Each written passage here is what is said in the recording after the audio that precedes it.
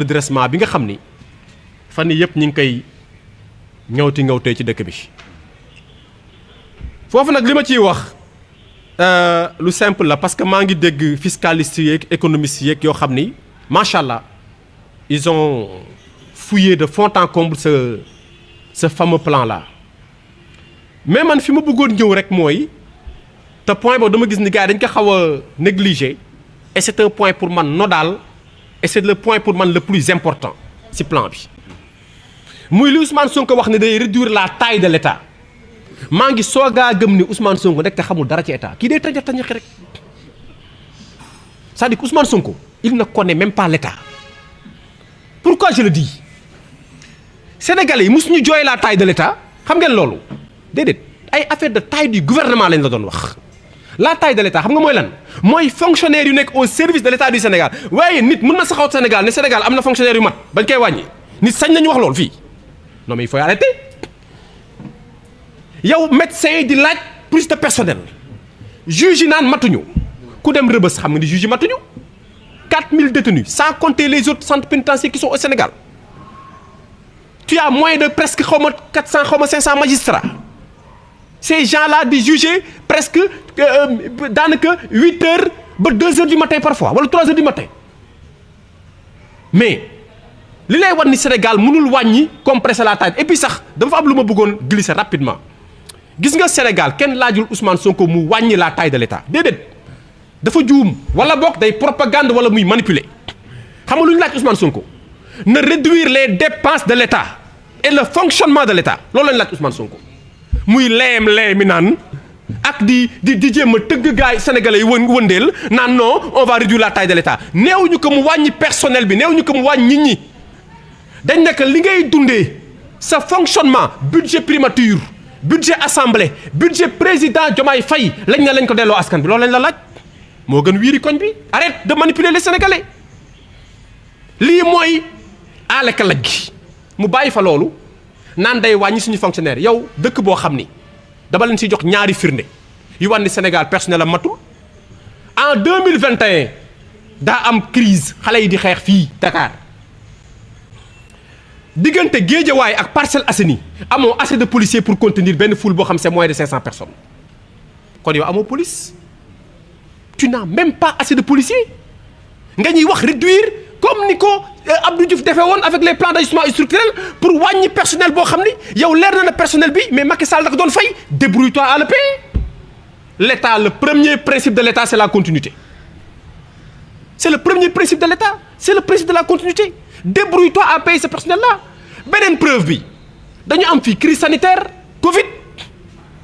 mais là mais Covid test grandeur nature la woon bu waroon wane chaque État quelles sont tes failles en matière de santé loolu moo doon Covid État yi am xam-xam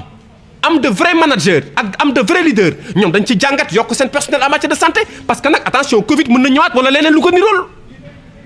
que vient faire Ousmane Sonko yow Covid bi war ñun amuñu lii yu mat amuñu médecin yu mat amuñu infirmier yu mat amuñu amuñu dara lu mat yow amoo loo ñuy teeree lu dul naan damay wàññi personnel bi te kuy wàññi personnel xam nga ni fu nombre bi gën a bëree nga koy wàññee mooy santé ak ay enseignement ak affaire yooyu loolu du xam-xam Ousmane Sonko amul xam-xam tey laa ko gëm tey laa gëm loolu parce que état attention dafa am ay règles États-Unis c'est entre quelque chose comme 350 et quelques millions d'habitants les États-Unis ont 8 millions de fonctionnaires boo jëlee ratio bi c'est 8% des Américains travaillent pour l'État nga dem France c'est quelque chose comme voilà 68 millions et quelques France am na 6 millions de fonctionnaires 6 millions de fonctionnaires boo jëlee ratio bi c'est quelque chose comme 6% yooyu mooy règle internationale yi Sénégal c'est 18 millions de Sénégalais boo xoolee fonctionnaires yi les 14 et quelques mille ak ñi nga xam ne ay contrat la jore boo ko boolee da lay jox 18 000 agents de l'État disons agents de l'État boo jëlee ratio bi c'est 1%. C'est 1%. Comment tu peux avoir 1% de fonctionnaires parce que naan da nga koy wàññi pendant ce temps amuloo secteur privé Sénégal xam nga ni amul sax secteur privé le secteur privé est mort dans ce pays chef d'entreprise yëpp torox nañu pour nga mën a wàññi sa personnel wala nga bëgg naan ay da ngay dàq fonctionnaires yi foog nga am secteur privé bu leen mën a jël boo leen dàqee fu ñu jëm ils vont aller où boo compressé fonction publique ñooñu ils vont aller où mais quand tu proposes quelque chose dafa am loo ci teg ko mesure d'accompagnement damay compressé taay état bi d'accord waa léegi boo dàqee fonctionnaires yi fan lañ jëm mais franchement il faut quelqu'un qui doit arrêter ce type-là il faut arrêter Ousmane Sonko pendant qu'il est encore temps kii oto bi mu yor amul frein amul lampe amul kii nu ñu koy waxeeti frein mais amul dara kii day tañax rek car rapide Samba Laobé la yore kii day tañax rek di dem foofu plan de redressement bi man dama jàpp ni loolu catastrophe la li mu wax nii bu ci delluwulee gannaaw le Sénégal file tout droit dama ne Palestine ni nga gisee ñi leen di sànni ay ceeb ak diwlin Sénégal daañu toog fi ñu tiim ñu koy avion du ñu sànni ay ceeb ak ay diwlin di dimbale loolu man maa ngi koy xaar Sénégal fii bis bu ñu tiimee ay avion di ñu yóbbante ay aide humanitaire ay ceeb ay diwlin nag ay saabu ak xeet xamul di ñu ko sànni ay par avion du ma bett ak ce régime là c'est une catastrophe kon ñu bëggoon que ces gens-là se ressaisissent l'État du ay faux parce que man li ma xamoon ci plan mooy plan bi balaa nga koy def ça doit être adossé à une étude très claire normalement balaa ngay wax la taille de l'État tu devais auditer l'État parce que yow tu parles d'argent waa léegi ñoom seen ay fonds commun ñoom agent impôt et domaine seen ay fonds commun lu tax Ousmane Sonko boole ko ci plan de redressement bi lu tax fonds secret yi lu tax boole wuñ ko ci comment ça se fait que dans un pays am ay fonctionnaires yuy am fonds commun chaque 3 mois yeneen fonctionnaires nga leen yam leen seen ay salaire Ousmane Sonko a vécu pendant combien d'années en touchant ces fonds communs là ak Diomaye Faye tey le Sénégal est dans une crise presque économique et financière lan moo tax les fonds communs jëluñu ko indi ko dans les caisses de l'État par patriotisme lan moo tax Ousmane Sonko waxul ci fonds communs yi ce plan là n'est pas sincère un plan pour qu'il réussisse doit être sincère Ousmane n'est pas sincère son plan n'est pas sincère parce que bu sincère oon ñëppay serrer la ceinture kon loolu vraiment dama bëggoon mu dellu si gannaaw ci nu mu gënee gaaw te li mu war a def nag mooy lan kii li mu war a def ko wax dëgg yàlla li mu war a def dëgg Sénégal soxlawul plan Sénégal li mu soxla mooy la mu digge woon na ko def parce que nag attention bu ñu ndaxante Côte d'Ivoire dafa xeex crise ivoirienne pendant combien d'années le sud et le nord dagg ci digg bi Côte d'Ivoire musul am plan de redressement dañu xeex ba pare lan la le président Ouattara def réconciliation numéro 1 le président Ouattara def il a réconcilié les Ivoiriens benn ñaar tous les postes de la haute fonction publique appel d'offres appel à candidature ñaar yëpp Ousmane Sonko def ci dara bëgguñu tànqal ak ay plan de redressement qui nous savons est voué à l'échec donc loolu laa bëggoon baaxee ñi nga xam ni ñi ngi ñuy seetaan vraiment di sant ñëpp di gërëm ñëpp vraiment di ñaan di képp koo xam ni yaa ngi fi teew xanaa ñu lire texte bi ma gars yi jox fii rek en français waaye man xam nga ni man nag moom lire moom du xaw a je préfère freestyle rek mon frère. Donc je vais rapidement dire quelques mots en français. D'abord remercier tous les compatriotes et sympathisants qui nous ont accompagnés durant cette épreuve carcérale que nous venons de traverser. Laquelle épreuve nous a effectivement donné beaucoup d'enseignements, parmi lesquels je viens de le dire en wolof, la capacité d'un certain nombre de Sénégalais à faire face à l'injustice. Et ces Sénégalais-là, effectivement, nous ont témoigné toute leur sympathie. C'est à partir de la prison que j'ai su que, jusqu'à présent, le Sénégal compte encore des fils et des filles dignes,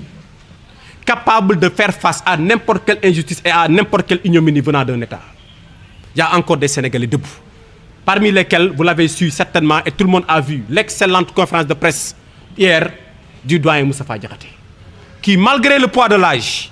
continue encore à exercer la même pression politique qu'il avait exercée sous Abdoulaye Wade, qu'il avait exercé sous Macky Sall et continue encore de l'exercer avec Bassirou Diomaye Faye. Nous ne pouvons que le féliciter. En plus, évidemment, nous avons compris également à travers cette prison-là que le Sénégal compte encore de grands républicains, de grands hommes, qui ne se font jamais prier pour accompagner ceux qui se battent pour la démocratie. parmi lesquels nous allons rapidement citer le président Damel Meïssa Fall, qui depuis la France a tenu à nous trouver un avocat, malgré le fait que j'en avais déjà. Nous le remercions. Mais également le président Macky Sall, qui malgré toutes les contraintes liées à ses fonctions, que l'on sait vraiment prenantes, a tenu à nous envoyer son ancien ministre de la Jeunesse, Pape Malick Ndour, mais également M. Hamidou Anne, qui sont venus rendre une visite de courtoisie à toute ma famille. Cette action également, vraiment m'est allée droit au cœur parce que j'ai compris que le président Macky Sall est un vrai démocrate. L'autre aspect aussi, c'est que dans le cadre de cette arrestation, je ne peux pas ne pas remercier les gens avec qui je partage ce combat politique. Je veux remercier d'abord tous les membres du NFA, le nouveau Front Force Alternative, qui m'ont soutenu, accompagné et tout simplement motivé lorsque j'étais encore en lien, sous les liens de la détention. Mais également, l'ensemble des personnes qui nous accompagnent, comme par exemple le doyen Gaye, ici présent, qui ne ménage aucun effort, qui est dans tous les combats citoyens, lui et le commissaire Keïta. Le Sénégal doit leur rendre hommage. Nous, quand on faisait de la politique, quand on a commencé à faire de la politique, depuis 2000, nous savons que la politique n'est pas facile. Nous le savons très bien. Nous en sommes conscients. Et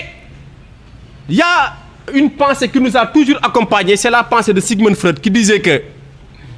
en politique, il faut prévoir non pas le mieux, mais le pire.